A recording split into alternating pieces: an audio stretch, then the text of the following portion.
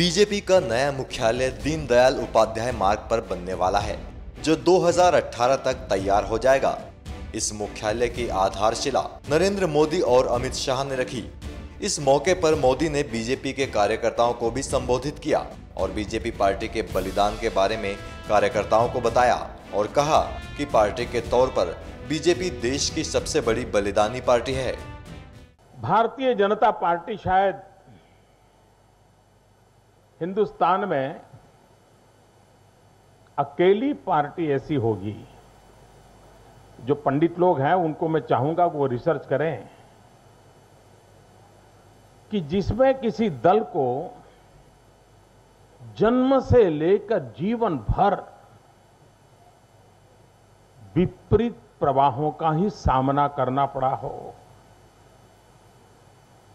हर मोड़ पर मुसीबतें झेलनी पड़ी हो,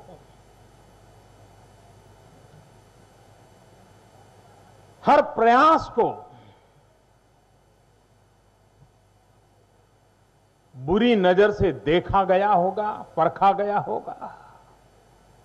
और इसलिए शायद अंग्रेजों के जमाने में भी कांग्रेस पार्टी को इतने विपरीत प्रवाह से गुजरना नहीं पड़ा होगा, जितना हमें पिछले 50-60 साल तक लक्षावधि कार्यकर्ताओं को गुजरना पड़ा है।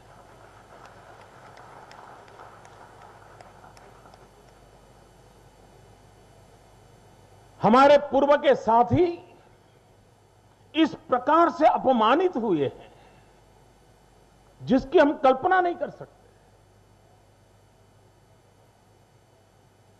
कई स्थानों पर एक दफ्तर चाहिए, दफ्तर ऑफिस खोलने के लिए किराए पर, और किसी को पता चले कि दफ्तर मिलने वाला है तो उसकी बेचारी की मुसीबत आ जाती थी। अभी कल बंगाल में चुनाव हुआ, कलकत्ते में भारतीय जनता पार्टी के उम्मीदवार को अगर कोई ऑफिस खोलने के लिए देता था तो उसकी बेचारी का जीना मुश्किल कर दिया जाता था। शायद हिंदुस्तान में आजादी के बाद किसी एक दल ने जितने बलिदान दिए हैं, शायद किसी राजनीतिक दल ने इतने बलिदान नहीं दिए। हमारे सैकड़ों कार्यकर्ताओं को इसलिए मौत के घाट उतार दिया गया क्योंकि वे उस राजनीतिक चिंतन से जुड़े हुए नहीं थे जो भारत में व्यापक रूप से प्रचारित था। ये बलिदान कम नहीं है और इसलिए हम सरकार में हो या संगठन में हो, हर कदम पर इन 50-60 साल की त्याग तपस्या, बलिदान, लक्षावधि कार्यकर्ताओं का पुरुषार्थ, 4-4 पीढ़ी का समर्पण हमें कार्य करने की प्रेरणा देता है। जीवन में मूल्यों को बनाए रखने के लिए वो हमारा सबसे बड़ा प्रेरणा स्रोत होता है। उसी से प्रेरणा लेकर के हम काम कर रहे हैं और इसलिए ये कार्यालय का निर्माण सिर्फ इमारत नहीं है, उन लक्षावधि कार्यकर्ताओं के पसीने की उसमें महक है।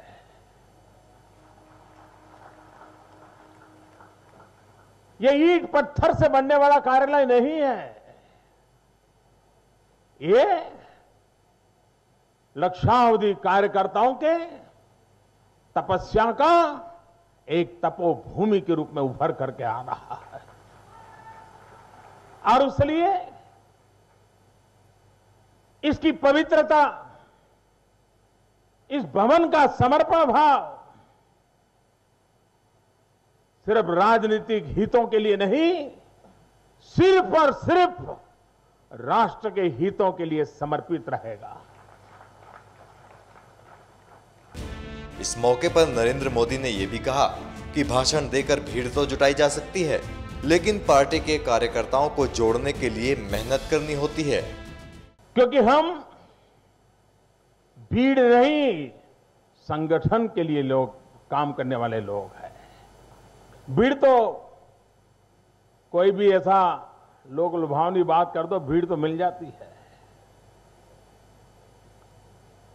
लेकिन हर कठिनाइयों में टिकने की ताकत वैचारिक अधिष्ठान से मिलती है। कंधे से कंधा मिलाकर के काम करने की कार्य संस्कृति से मिलती है। एक वक्त था जब जन आंदोलन बहुत हुआ करते थे, पार्टी के कार्यकर्ताओं को महीनों तक जेलों में रहना पड़ता था। साथ साथ जीने का, साथ साथ काम करने का, साथ साथ दौरे करने का एक सहज अवसर होता था, और उसके कारण हमारी कार्य संस्कृति का संक्रमण सहज होता था। एक पीढ़ी दूसरी पीढ़ी को अपनी कार्य संस्कृति को सुपुर्द करके जाती थी। अगर कुशाभाऊ के साथ मुझे काम करने का सौभाग्य मिला तो कुशाभाऊ की कार्यशैली को सीखने समझने के लिए मेरे लिए बड़ी सहजता थी। अगर भंडारी जी के साथ कार्य करने का मुझे सौभाग्य मिला तो भंडारी जी की कार्यशैली क्या थी, किन बातों की प्रायोरिटी थी, उसको समझने का मुझे सहज अवसर मिला था। आज हमें उस अवसर को खोना नहीं है, उसको और अधिक गहरा करने की आवश्यकता है और अधिक जीवंत करने की आवश्यकता है। नरेंद्र मोदी ने शिलान्यास के मौके पर अटल जी से लेकर दीनदयाल उपाध्याय तक को याद किया और कार्यकर्ताओं के सामने कई पुराने किस्से भी रखे, साथ ही इतिहास को संजोने की भी बात की। और उसके कारण रिकॉर्ड नहीं रखना,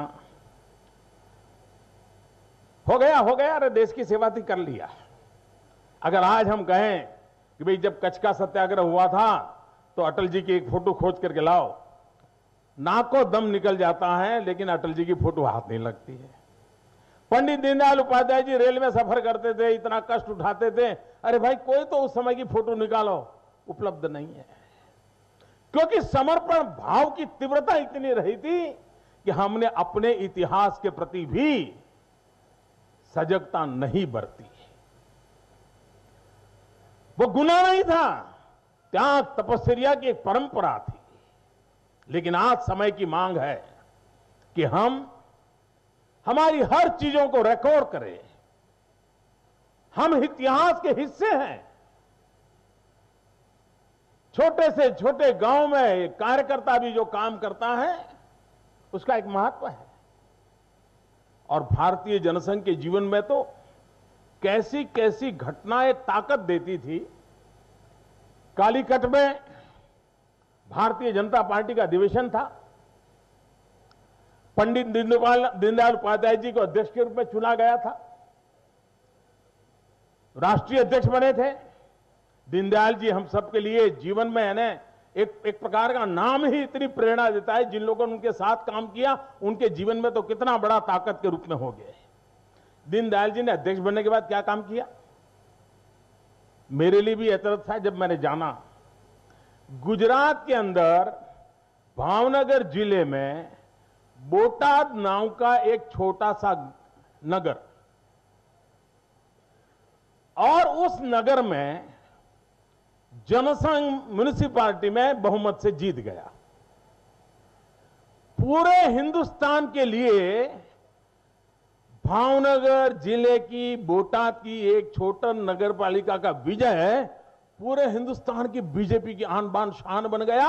इतना ही नहीं, स्वयं राष्ट्रीय अध्यक्ष पंडित दीनदयाल उपाध्याय जी बोटाद आए, जनता का अभिनंदन किया, कार्यकर्ताओं का धन्यवाद किया।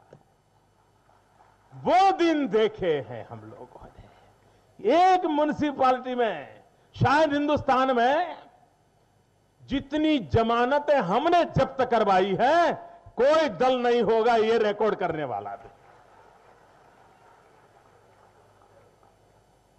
ये जमानतें जब्त होती ऐसे नहीं है, दल के लिए समर्पण का भाव होता है तब जमानतें जब्त होते हुए भी मैं विचार के लिए जीऊंगा, विचार के लिए जूझता रहूंगा। ये माजा इस कार्यकर्ताओं ने पैदा किया हुआ है, तब जाकर के पार्टी। आप कल्पना कीजिए, हिंदुस्तान के राजनीतिक जीवन में क्या लेना पाना बनने की इच्छाएं नहीं रही होगी? क्या और दलों से भारतीय जनता पार्टी के कार्यकर्ताओं की कोई लुभावनी बातें नहीं पहुंची होगी? क्या इस देश में कोई नहीं हुआ होगा जिसको कभी ये मन कर गया होगा यार अटल जी हमारे यहां आ जाए तो बहुत अच्छा होगा, आडवाणी जी हमारे यहां आ जाए तो बहुत अच्छा होगा, डॉक्टर जोशी जी हमारे दल में आ जाए तो बहुत अच्छा होगा, उत्तर प्रदेश में अगर हमें इनकी मदद मिल जाए तो ये फायदा हो? क्या नहीं हुआ होगा? सब कुछ हुआ होगा। हर किसी ने कोशिश की होगी, लेकिन ये भारतीय जनता पार्टी का नेतृत्व है। विपक्ष में पड़े रहेंगे तो पड़े रहेंगे, लेकिन विचार के लिए जिएंगे, ये करके दिखाए।